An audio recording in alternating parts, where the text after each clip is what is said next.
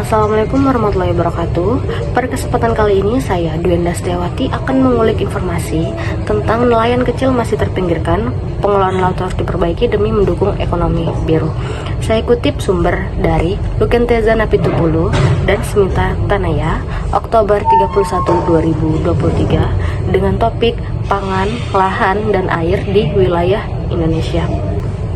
Dunia bergantung pada lautan untuk memenuhi, meningkatkan permintaan makanan, pemasukan energi dan mineral, serta transportasi. Namun, ekosistem laut menghadapi masalah serius akibat eksploitasi dan ekstraksi berlebih, polusi, hilangnya keanekaragaman hayati, dan perubahan iklim. Kini lebih dari sebelumnya, ada kebutuhan untuk menyeimbangkan antara produksi dan perlindungan untuk kebutuhan para pengguna lautan di masa kini dan masa yang akan datang. Akan tetapi seperti yang ditunjukkan oleh berita yang saya bawakan pada kesempatan kali ini, pengelolaan sumber laut Indonesia selaku negara kepulauan terbesar dengan kekayaan sumber daya hayati paling besar di dunia sangatlah kompleks.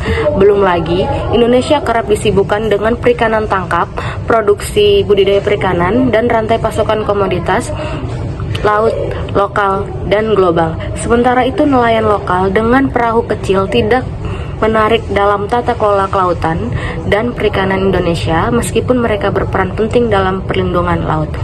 Mari kita kulik lebih dalam lagi. Perikanan skala kecil merupakan bagian penting dari keberlanjutan ketahanan pangan dan mata pencarian di Indonesia. Hampir 96% kapal penangkap ikan di Indonesia berukuran di bawah 10 gross ton. Namun, hanya 20% tangkapan ikan Indonesia berasal dari mereka. Hal ini berkaitan dengan kurangnya pengakuan dan dukungan terhadap para nelayan kecil ini.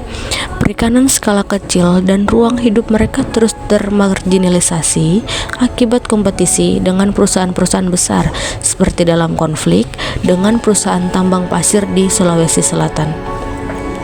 Konflik menyebabkan ruang hidup para nelayan ini terhempas akibat adanya kontrol eksklusif entitas besar terhadap wilayah tangkapan.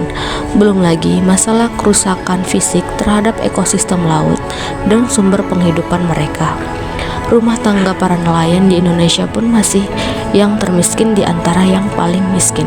Statistik bahkan menunjukkan bahwa semakin sedikit orang yang memilih bertahan di sektor tersebut. Program-program pemerintah pun bisa jadi alasan dibalik terpinggirkannya perikanan skala kecil. Sebagai contoh, kebijakan penangkapan ikan terukur PIT berbasis kuota yang bertujuan untuk mengelola sektor perikanan dengan menetapkan kuota tangkapan. Hal ini menimbulkan kekhawatiran tentang kontrol konsesi mayoritas oleh hanya beberapa industri dan investasi perikanan skala besar. Akibatnya hanya sedikit kuota tersisa bagi nelayan tradisional dan skala kecil sekaligus memperlebar kesenjangan pendapatan. Terasanya nelayan skala kecil memperkuat ketidakseimbangannya distribusi manfaat laut dan perilaku ekstraktif yang berlebihan. Dampaknya, kinerja laut dalam jangka panjang akan mengalami penurunan. Ada 3 cara bagaimana kita dapat melibatkan dan memberi manfaat lebih banyak orang dalam pengelolaan laut. Yang pertama adalah melibatkan para pemangku kepentingan termasuk nelayan skala kecil dalam pengambilan keputusan pengelolaan sumber daya laut dan perikanan. Dinamika politik Indonesia mempengaruhi pengambilan keputusan seputar pengelolaan sumber daya kelautan dan perikanan. Misalnya, pemerintah bertujuan untuk meningkatkan pertumbuhan ekonomi dan investasi melalui ekonomi biru, antara lain dengan menerapkan kebijakan perikanan berbasis kuota yang meminggirkan nelayan tradisional, nelayan skala kecil, atau skala rumah tangga. Kedua, kita perlu meningkatkan analisis dan pengumpulan data demi manajemen yang efektif dan berkelanjutan. Indonesia perlu mengatasi ketidakterhubungan antara data jumlah produksi dan ekspor untuk memantau kinerja ekonomi sektor ini dan kinerja sosial dan lingkungan. Pengumpulan data yang memadai untuk pemantauan stok dan upaya perikanan seperti kapasitas kapal, jumlah jam atau hari yang dihabiskan untuk menangkap ikan, alat tangkap yang digunakan untuk menjaga kinerja jangka panjang juga penting.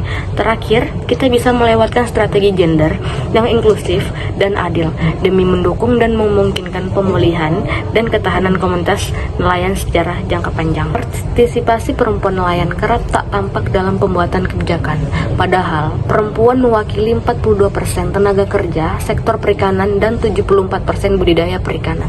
Perempuan adalah aktor-aktor penting di sektor ini dan di rumah tangga nelayan individu. Penempatan manusia dan ekosistem sebagai pusat pengambilan keputusan sangat penting untuk menyeimbangkan kebutuhan manusia dan pemanfaatan laut, serta menjaga kesehatan laut dan produktivitas jangka panjang. Sekian informasi tentang nelayan kecil masih terpinggirkan, pengelolaan laut harus diperbaiki demi mendukung ekonomi biru. Wassalamualaikum warahmatullahi wabarakatuh.